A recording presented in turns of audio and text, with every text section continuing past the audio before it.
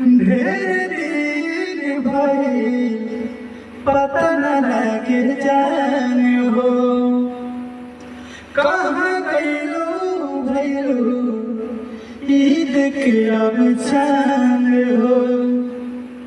अब हमारा प्यार न तोहार अवतार,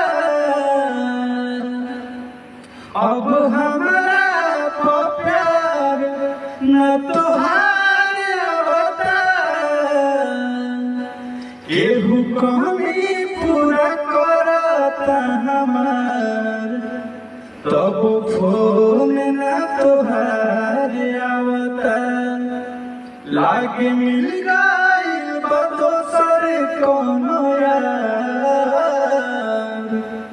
तब फोन न तोहार